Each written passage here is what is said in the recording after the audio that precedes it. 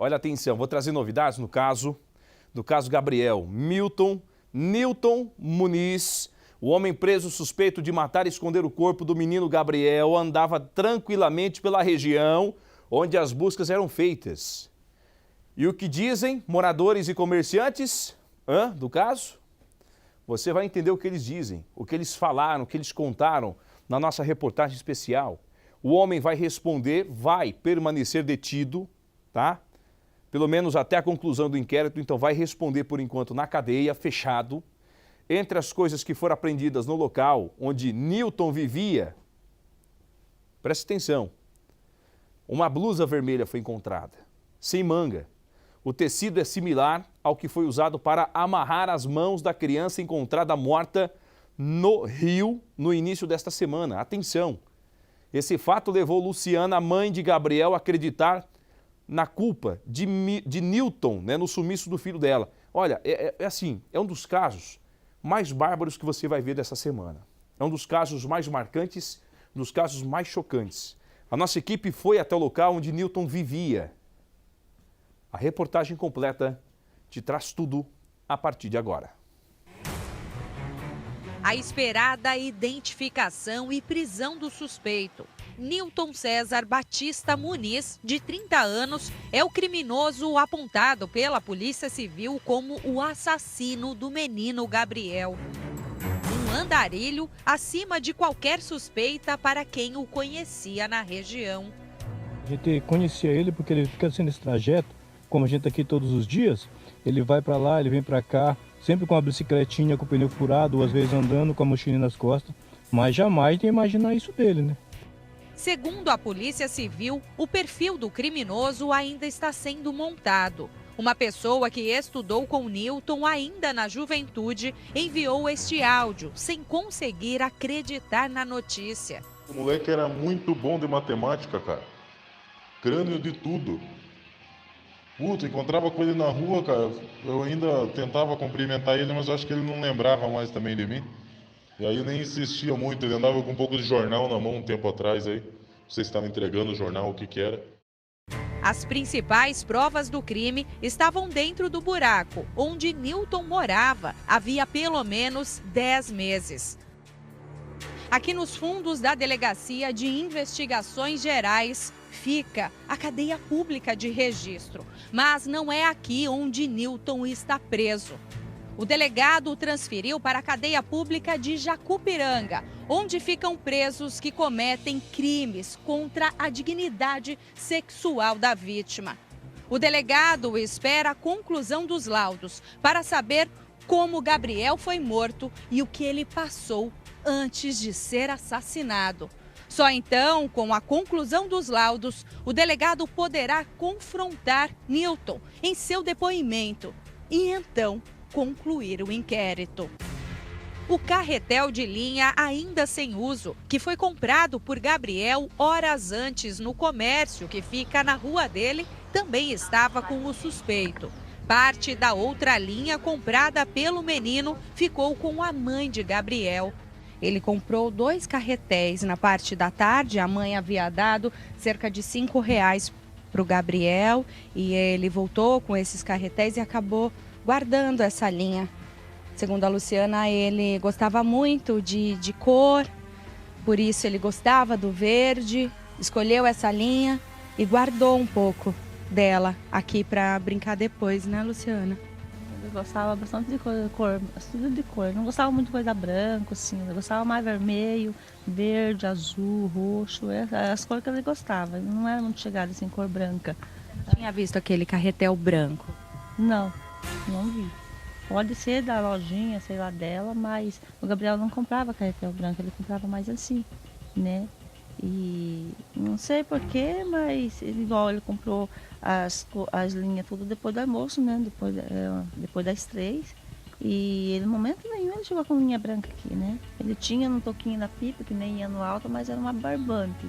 Era igual aquele toco de barbante lá em cima. Então, aí que ele comprou a linha, né? Ele falava assim, eu vou colocar linha de cor porque fica mais bonito no pipa, combina mais, ele falava assim, né? A lembrança causa ainda mais sofrimento para a mãe. Você vai guardar de lembrança? Eu vou guardar sim. Eu vou guardar de lembrança, mas eu não me conformo ainda com aquela criança que lá que estão fazendo exame, ainda é o meu. Só vou acreditar depois que chegar o resultado, né? Aí sim, mas enquanto não tiver o resultado, eu ainda espero meu filho chegar vivo ainda para mim. Por cerca de 20 dias, a rotina da Vila Ouro foi muito diferente, até chegar à solução desse caso. A pequena vila tem apenas 2 ruas principais. Essa, onde morava o menino Gabriel, e a rua de cima, que é a rua da igreja. Pouco mais do que 10 quarteirões. Toda a comunidade ficou envolvida a localizar o menino Gabriel logo depois que a mãe, Luciana, saiu de casa naquele domingo, no início da noite, para procurá-lo. Ninguém sabia ao certo o momento que Gabriel teria desaparecido. Depois de muita investigação, parentes foram investigados, pessoas ao redor de Gabriel e aqui na vila, até chegar ao suspeito, que foi visto por pelo menos 3 pessoas aqui na região. As principais características desse suspeito, apontadas pelas testemunhas, eram uma luva que ele usava e um boné vermelho. Esses 2 objetos foram encontrados no buraco onde ele morava. Mas ninguém apontava ao certo o momento que Gabriel teria sumido ou sido abordado por este homem. A principal indicação de que algo teria acontecido com Gabriel foi a localização do chinelo, bem aqui nesse ponto que fica no final da rua dele. Por aqui passa a linha do trem, que já está desativada. Um pouco mais à frente estava o chinelinho de Gabriel. A Polícia Civil acredita que foi nesse momento que Gabriel tentou fugir, tentou sair e acabou sendo arrebatado por Nilton e levado lá para o buraco que fica a 2 quilômetros daqui, à força. Para o menino Gabriel acreditar nesse homem, a polícia acredita que ele prometeu uma pipa. Ele tinha papéis de seda, tesoura, cola e brinquedos de criança no local, além de roupas, tanto de menina quanto de menino. A polícia acredita que Gabriel possa ter sofrido antes de ser morto. Esse homem teria dito apenas para a polícia que Gabriel caiu de cima da ponte.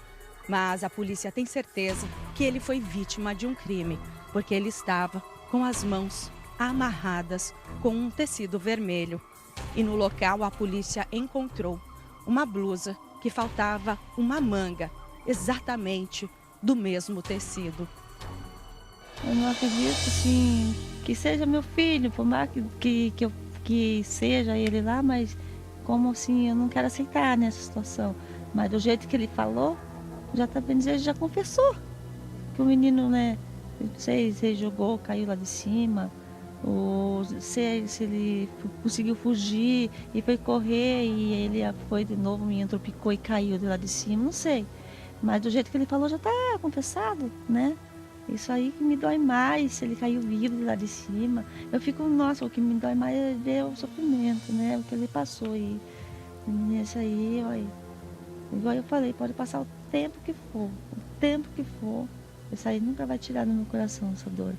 Nunca, nunca mesmo.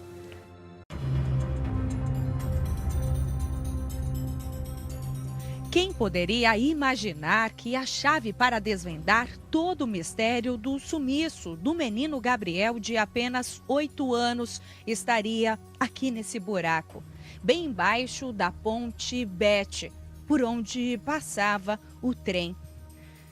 Esse local aqui é onde o homem chamado Nilton sempre morou. E aqui, do lado do buraco, tem esse acesso. A parte de cima da ponte. A ponte que passa em cima do rio Ribeira de Iguape. E foi naquela direção que o chinelo do menino estava. A polícia ainda não tem certeza, Mas imagina que o Gabriel foi trazido por aqui, ao lado de Nilton. Ele teria caminhado por todo esse trajeto até chegar ao buraco. A perícia ainda vai apontar por quantos dias Gabriel esteve vivo depois do sumiço. Segundo o depoimento deste homem, Gabriel teria caído aqui de cima da ponte. A polícia acredita que o corpo de Gabriel pode ter sido jogado aqui de cima da ponte, mas só a perícia vai apontar o que aconteceu com ele antes dele ser assassinado de uma forma tão cruel. Exatamente 2 semanas depois do sumiço do menino Gabriel, num domingo à tarde, no mesmo horário do desaparecimento, um pescador estava no rio Ribeira de Iguape e percebeu um corpo boiando, preso a galhos de árvore. Ele então chamou a polícia militar que esteve no local, mas não conseguiu prender o corpo. Só no dia seguinte, pela manhã, com a ajuda do helicóptero Águia da Polícia Militar, foi possível localizar o corpo, já a mais de 40 quilômetros de distância daqui. Foi então que a Polícia Civil passou a focar o caso como um crime e a seguir os passos desse suspeito. Ninguém sabia que o homem que continuou perambulando pela cidade durante todos os dias de buscas era quem todos procuravam. Cerca de 3 dias depois do sumiço, começaram as buscas.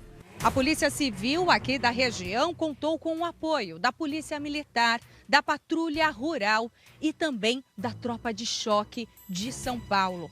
O Corpo de Bombeiros também ajudou nessas buscas em toda a região, na área de mata e também no rio Ribeira de Iguape. E foi 1 semana depois do sumiço de Gabriel, enquanto o Corpo de Bombeiros trabalhava aqui na beira do rio, que Nilton foi visualizado pela primeira vez. Enquanto os cães farejadores estavam aqui no local e os bombeiros na água, então ele saiu ali do buraco. Ele estava sem roupa e com um facão na mão. Ele estava muito nervoso, agressivo. E então o cão farejador entrou no buraco, mas nada foi encontrado. O menino Gabriel não estava ali. Os policiais apenas perceberam o local muito estranho, com coisas de criança e de mulheres. Mas até então, a esperança era encontrar o menino Gabriel com vida ou perdido aqui na região.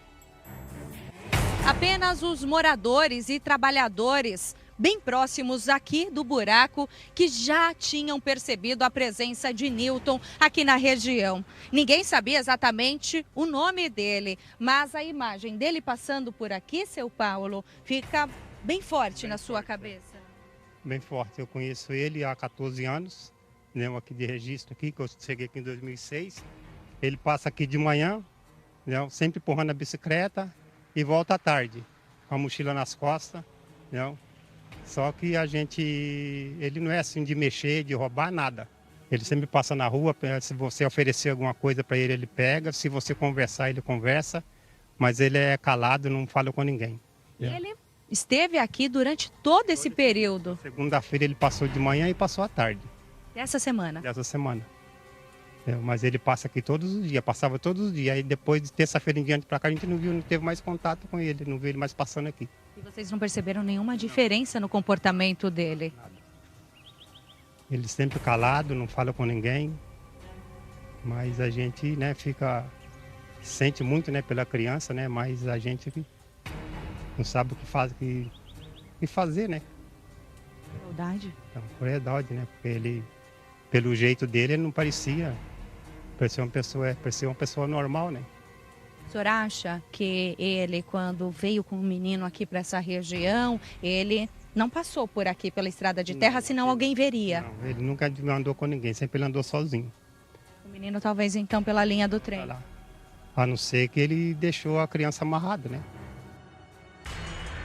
Aos poucos, as crianças voltam a brincar na rua. Já os adultos ainda sentem medo. Estou muito preocupado, né? Preocupado porque ele tem neto, né? Tem bastante criança aí, agora a gente é preocupado. Mas, por ter acontecido essa prisão, se realmente foi esse camarada aí, a gente fica mais sossegado, né? A gente fica mais sossegado. Até que chegou a notícia da prisão preventiva do suspeito. Mesmo diante de todas as provas, é algo difícil de acreditar. Muita maldade, não tem nem palavra, pra falar a verdade. Não tem nem palavra para dizer. Como é, eu vim até pensando agora, falei assim, meu Deus, como que pode uma pessoa, né, tá em consciência, né, fazer uma coisa dessa com a criança, um inocente que não tem força, que não tem nada, né? Para os vizinhos que sempre apoiaram a família de Gabriel, quem desconfiou da mãe precisa se desculpar. No ponto de vista dela, ela não está acreditando que é o filho dela, né? Então ela não está aceitando. Acho que a ficha dela vai cair depois que chegarem para ela e falar assim, realmente é o seu filho. Aí a gente, como vizinho, tem que chegar, tem que dar um apoio, tem que apoiar, tem que chegar, tem que abraçar, não julgar. A comunidade agora tem que, né, abraçar, né? Tem que, né, quem puder fazer, né, por eles, assim, apoio, né? Tem que apoiar eles, né? A mãe sempre disse que a família não tinha nenhuma participação no sumiço. Agora, a Luciana cobra que o rosto de Nilton fique estampado, para que todos possam saber quem é o verdadeiro monstro da Vila Ouro. Às vezes senta aqui e fico quietinha na beira, lá na cama, caladinha.